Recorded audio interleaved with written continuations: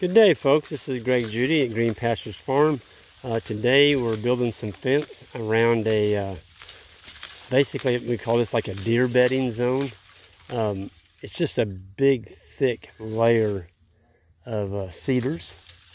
There's multiple rows, cedars, a lot of autumn olive in here.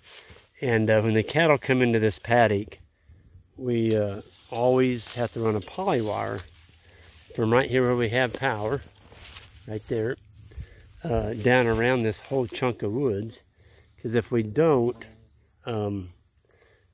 you're going to have a cow go in there. If you got one that's calving or something, she'll go into that thick stuff, and that's where she'll calve at.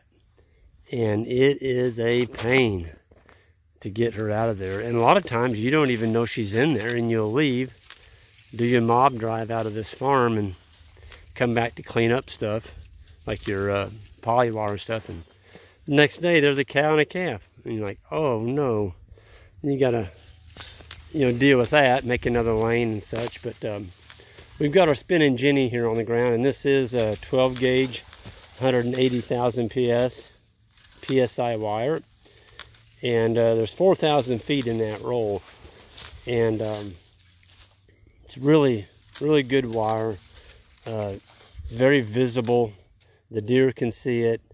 This is a very, very heavily stocked deer area back in here. And it's just unbelievable the amount of deer that are in here. But this spinning Jenny has a nut right there on the top. And you can adjust that nut for your tension. You don't want to crank it down too tight, especially if you're hand pulling it. It just makes it harder work. But the boys just got through driving all these posts, and I was coming along behind them, drilling them. These are fiberglass posts, all these corners here, and they're 1 inch solid rod. And everywhere we had a point where we made a bend in this fence, we drove one of those rods. And because we're running low on timeless, I didn't have any timeless 4-footers. I'll be getting some of those in, but I don't have any right now. I reverted back to my old fiberglass line post, which we have to drill, which just adds a little bit more work and time to it. But you do what you got to do. They're still pulling on that. There's 2 of them down there. Isaac and Ben are both pulling on that. You wouldn't believe the corners are going around down in there. There's 1, 2, 3, 4, 5, 6, 7, 8, at least 9 corners. And they're getting there. They ought to be about down to the bottom by now.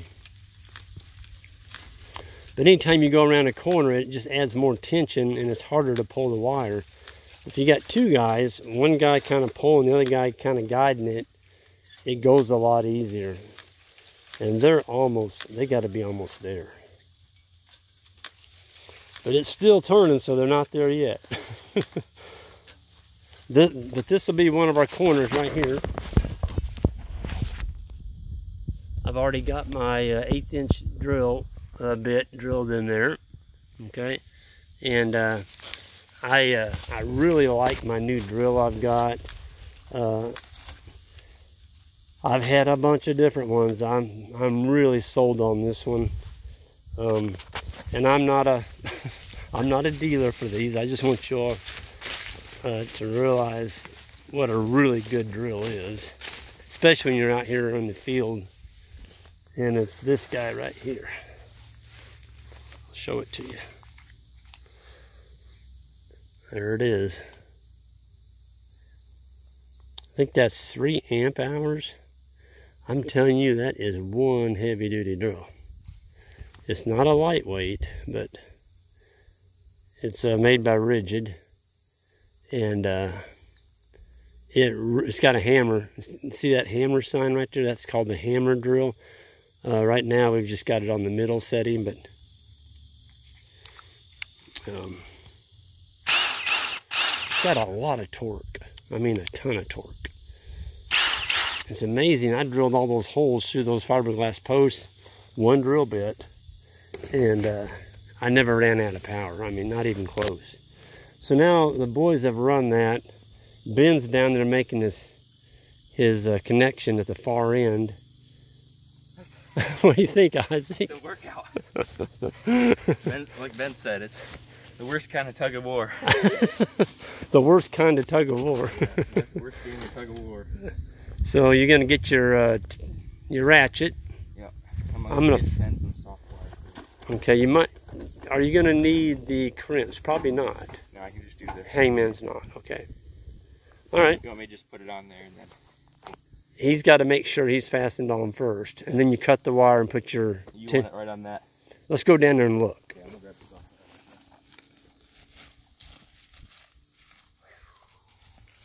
So it's kind of like playing tug of war, huh? Yeah, wrestling conditioning all over again. You should know about wrestling. You did a lot of that in high school. Oh, yeah. You enjoyed it though, didn't you? Oh man, it's the best sport I could have played. Yeah. It taught me so much. Yep. It's a very, very competitive. You reap what you sow. I mean, it's just you and the other guy. Yeah. Yeah. We had a awesome set of coaches and just a really good wrestling family. Yeah. Made it 10 times better. That's awesome. So here they made a corner. So we drove a post in. This is our first corner. There's another corner up there. Came over here and made another corner right there. And then just keeps on going up in that cove up in there. And Ben is going to do his knot. We call it a hangman's knot. This is where it ends down here in the bottom. So this is going to save us a ton of posts, step ins, and poly. We don't have to run poly around here anymore. Because every time the cattle came in here, we had to lock them out of there, or we'd have a cow in their cabin. Or maybe just laid up there in the shade and you didn't even know she was up in there. But we're going to stop that. And we're making the wire 29 inches high. Deer can hop over that with no effort. And so you don't have to worry about them. Ben's getting ready to put his soft galvanized wire on. And he's going to run it through that. So he's got it through the hole. There's his hangman's knot right there. Just gotta move it up a little bit. Come on. There you go. So what the soft wire does, folks, it keeps that high tensile wire from sliding. But you got to make sure you got it tilted on one and then out the other. Yeah. So there. Ben, you're a little gun shy of that bee. I know. Can't Something imagine, happened yesterday. Can't imagine why after you get nailed by ground bees yesterday. Man, that's brutal. Yeah. Okay, so see, here's what he did, folks. He came in the top, and he went out the... You can get it in frame. Yeah, it's hard to do. Y'all have to... Here we go. That's a good picture. So, in other words, he captured the high tensile wire. Went in one side and out the other. There it is. Now he's going to twist that so it can't move. And then, so this is our dead end post right there. And that is a 1-inch solid fiberglass rod. That's a 6-footer. It's drove in the ground almost 4 feet. We got 29 inches sticking out. That is one tough. Ben, can you push on that post? Nope. I guarantee you it's not coming out. Not without a jack. I wish I had videoed them driving one of these. Pounded it through a foot of hard pan. Oh man. I mean, we're in some really hard old clay here and rock, and everybody goes, well, you'll shatter that fiberglass post driving it in there. I mean, I think it was Ben was on this one. Look at that. I mean, he pounded that. But you gotta put it inside the driver, right? Like you can't Yes. tap it on No, it's got to be inside the driver. You can't use the end of the driver and just tap them in. And you can't use a hammer to drive them in. You will shatter the post. It's so weird. It is. It's weird. But a standard T-post driver, you're good to go. What I would do, Ben, is I would just grab this and wire your way toward him. Just get all these in place. So what we're doing, folks, is we're going from corner post to corner post, wiring it. So Ben's going to go to the next corner right here. He is, if I'll hold it for him. And he's going to put a piece of soft wire through that hole. They hide from you. Yeah. Is that the last roll we've got left? No, we have a fresh roll. Okay. So if it is, I need to get some more. Okay. So you see what he's doing there. Okay. That keeps that wire on that corner post at 29 inches. And what is 29 inches? It's the length of our driver. So when the driver hits the ground, you stop driving it. There you go.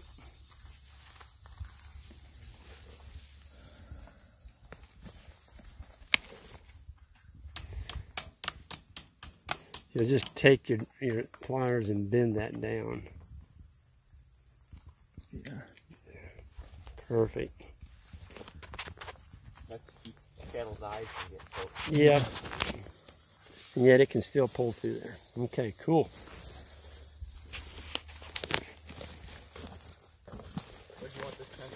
Okay, so we're going to put the tensioner. What they're talking about, folks, is some people call them ratchets. They're actually called the tensioner. This is the old style. We didn't bring the daisies with us. We're about out of them. And so Ben's going to drive that one, or he's going to fasten that one back there. We're going to go up here, and we're going to cut the fence. So what you do with the tensioner is you go about halfway in between your 2 points. Because we have so many corners in here. There's one, there's the next one. There's another one. You think up there maybe? I'm thinking, or down here? You know, we got so many of them, Isaac, I would just cut it right here. So he's going to cut the fence right there. Now when he cuts that, I'll hold this so it doesn't get away from you. Okay. So he cut that. The other end that he just stuck in the ground there, that's still fastened on to your spinning Jenny. So there's no way it's going to be too short. Because we got plenty of wire up there on that Jenny. So he's going to go ahead and put this in. You got to watch you do your hangman's knot. Making just wrap around so it's straight. Can give yourself a handle. There you go. It's kind of the hangman thing is kind of a matter of pride. Yeah, it's like you want it to look nice, and it can look nice. It can look nice if you do it right. That's right. That's pretty good. That's perfect. So I would just go ahead and whack that dude off. There you go. Slicker than that's actually better than a crimp. Beautiful. Because you can't. Yeah. It just slides on itself. Yeah. There's no way that's going to pull out. Okay, so now he's got his tensioner on that side. He's got a pull. I'll help you. I grunted for you, Isaac. Thank you. There you go. All right. Okay, now these are tricky. You gotta. So it's coming in like that. There's your hole. Push it through. You just do what I was doing is I just bend it right here. Okay, so grab your pliers and you always bend it back the width of. Okay. So now hold on right here with this end. There you go. Now bend it straight back towards you. Okay, perfect. Y'all see that? Now when he pulls that back to that tensioner, there, it's down in there. You're ready to go. Now we don't have, you can do a few by hand like he's doing. He's just twisting it by hand. The actual tensioning tool is up there in the four-wheeler. We'll get that here in a minute. We still got to fasten though. Yeah, you still got to fasten on the other end. So what he's done is perfect. He's wrapped it around there like 3 times. We're good. So you can drop that now. Ben is going to continue to fasten these around. And Isaac's going to pick up the slack and help him.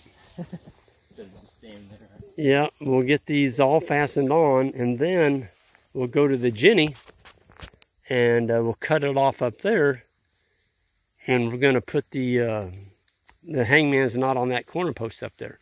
And once he cuts that off, then I'll have one of the guys come back here with this tensioner handle, and you'll see, I mean, this is so fast. You notice we're not driving any line post in yet. They're laying on the ground here.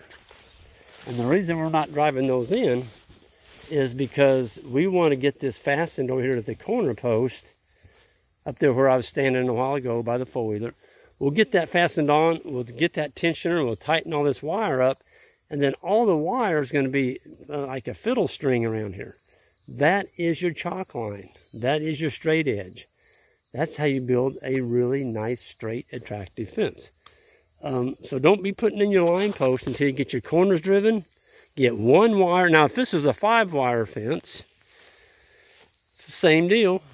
I wouldn't put the top wire on first. I'd put the bottom one on first. And then from there, you just work your way up with the other 4 wires. But get that one wire on, get your tensioner on, tighten it, and then drive your line post. If you drive your line post before you get that tight, they're not going to be straight. They're going to be left or right of your fence line, and it's going to have waves in it.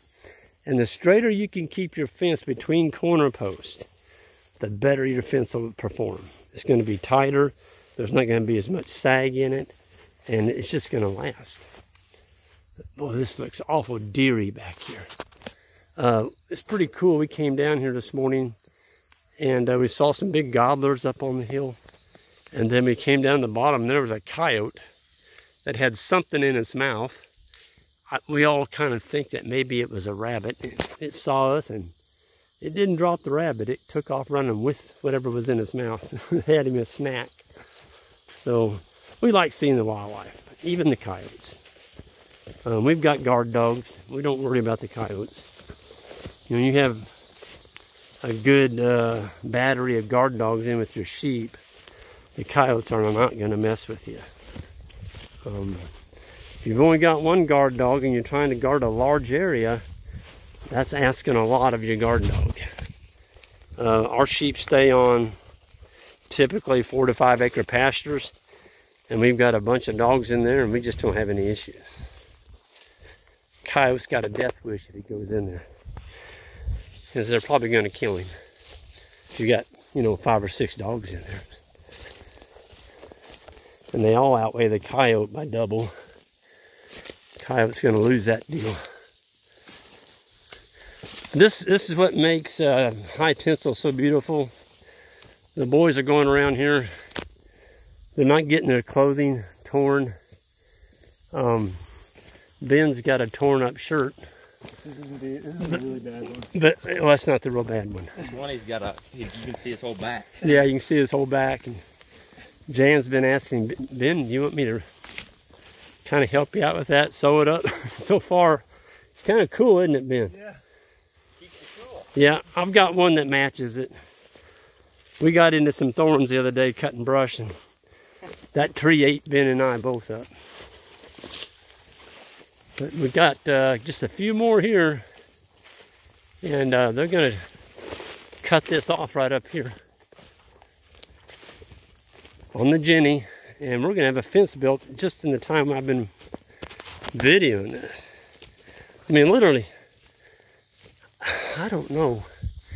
Well, I can tell you it's 19 minutes. And by the time they do that one and this next one, it's going to be 20. Yeah, so time they cut this off at the Jenny, you're looking at 25 minutes to put up a fence. And folks, this fence will be here our entire life. And it was powered by this existing farm over here. See, this is another landowner right here. This is a hunting property. And he's got a deer stand right up there at that big cedar. And we just cut the fence. It was a 5-strand barb. And the fence is already grown into this tree. So that worked out pretty handy. I just cut the wire like that. Well, heck, you can see how deep that fence has been in there for years. Anyway, when you cut a fence like this, don't wrap the barbed wire around the tree. The other way, come back against the barbed wire and put it back on the barb. If you wrap it around that tree, you're strangling it. And as the tree grows, it's going to grow, well, you're just going to retard growth. You can see, I mean, that's an old black oak. There's no commercial value there in that log at all. And then on the other side, we were able to use this cedar tree over there as a corner post. And so we didn't even have to set a corner here. We just got a single high tensile wire. We got the gate open right now. And there it is. Keeps on going, keeps on going. Here it is. Got the Greg Judy handle on it. That's the ones I made 20 years ago from scratch. That's a epoxy piece of pipe with epoxy poured in with a piece of high tensile wire on it. I love these handles. They're indestructible. You just can't tear them up. And you can drive over them with anything you want to drive over them with. You're not going to tear that handle up. You might poke a hole in your tire, but you're not going to tear the handle up. So there they go. They've cut the poly off, or the high tensile. And now Ben, you're on camera now. You got to do a hangman. It's not as good as Isaac's. Better. Better. Oh, he's going to do it better. Oh, okay. Oh, look at this. Oh man. Oh man, Isaac, he's killing it. He might have got it. He's killing it. He's absolutely killing it. Oh man, look at that. Golly, it looks like they're sewn in there. Look at that. Awesome. That's It's so satisfying doing that. I know. Okay, good. So you see Ben left him a nice tail there. He's not going to cut that off, because this tail is going to be fastened right over there. That's the power. We're not going to do that right now, but we got the fence is on. That's right. So you can go ahead and twist that. Isaac, you get down there and tighten that up. I want to see this fence get tight. All right. So Isaac, you're going to bring the tool with you, which is what? Tensioner tool. Oh yeah, I'll just follow you down and we'll just tighten it up together. I'll let you tighten it and I'll film it. So what we're doing, folks, is we're going to bring all this tight, and then we can come along and drive all these line posts right where they need to go. Easier to pull.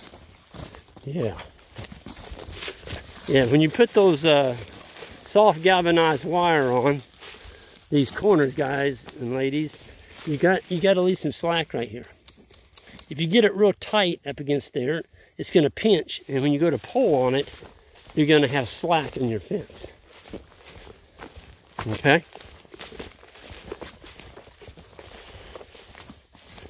We're getting ready to finish this dude up. We'll just pull it up tight, and then I'm going to end this, and then we'll put in the line post. But you all don't need to hang out for that. But this is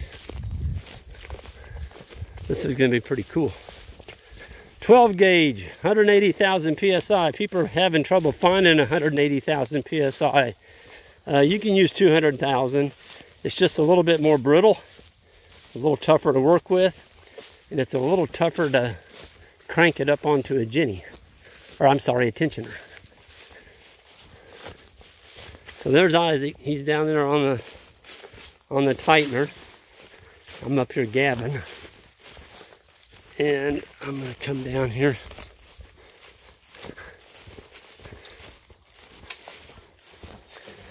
Yeah, so this is the old style. The spring doesn't work the best, so I got to hold my hand on it. Yeah, but usually this thing would keep put pressure on there. That's an old one that I took off of another fence. So if you, yeah, there you go. That's why I like the daisy tensioners. There's none of this. Yeah. Okay, let me show you a little trick. Hold up. So, yeah. So what you want to do, as you twist that, get your thumb right there, because it keeps hopping on you. And instead of me just sitting there mouthing, I'm going to pull and just give you some tension. There you go. There. Now we're cranking. See that? Isn't that much easier? Yeah.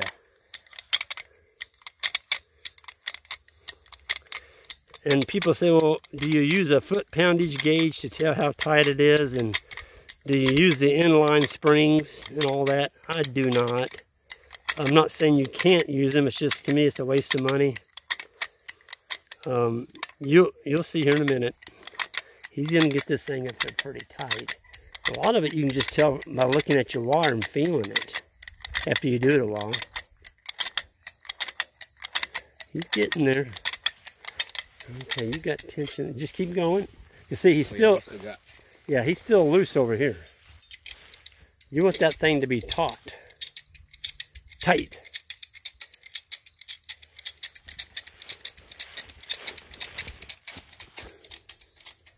Okay, hold up. Come here, let me show you something. This is one that wasn't twisted. Yeah. And see what it's doing, folks, is it's binded. It's binding on, yeah, it's binding on this side and it's binded on the other side. And he's going to twist that just like I showed him how to do. You got to get on there and twist it. There you go. Now it'll pull through there. Okay.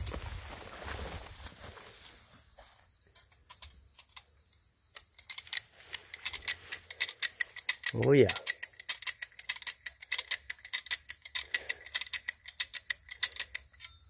You're still, yeah. Yeah, on each corner, if you don't twist that back just a little bit, it will bind. It will not pull through there. It'll just pinch. And so that's critical. Let's see if this is the same way.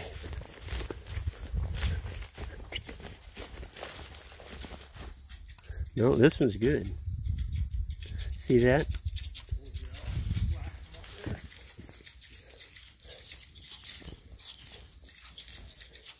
And I just pulled that up. That gave him another foot of loose right there. Because it was stuck up there on a branch. Sometimes, if you don't get all your slack out before you put that tensioner on, I've filled up a tensioner before, and it's still not tight. Well, then you're kind of in a rock and a hard place. You've got to pull it out because the ratchet tensioner is full. Cut the wire off and start over again. But you still got plenty of room there, don't you? Yeah. Oh gosh, yeah. You're not going to run out. Okay. Now we can probably drive the line post. Yep. So now he's got that tight. Yep. So there'll be a line post right there because we're too low. We're only about a foot off the ground. Raise it up to like right there. Yep. There's your 29 inches. Yep. Perfect. We gotta go get the driver up there. Yep. So with that, folks, I'm going to wrap this up. You saw with just a little bit of time there, we took and built a pretty good looking fence in here. And it's deer proof. It doesn't interfere with deer traffic. Don't leave your gloves. Yeah, they're too costly to be buying them. And so that you're not impeding the wildlife movement. You're keeping the cattle out of where you don't want them. They don't need to be up in there. That's a really good deer habitat, deer bedding area. And we don't want to be messing with them. And we don't want to be trying to get a new cow-calf pair out of there. Something that's calved. So if you've got a really impenetrable spot like that, and you're moving cows like we are every half a day, it's a real pain. In calving season, you know that's where they're going to go. They're going to go up in there. And you got to get down on your hands and knees to crawl through that impenetrable mess to find her. You might find her, but you may not find the calf. So, yeah, that's what we're doing. Anyway, I'm going to sign off. This is Greg Judy. Y'all new to the channel, hit that subscribe button on the way out and that like. I'd appreciate it. And we're going to see y'all down the road.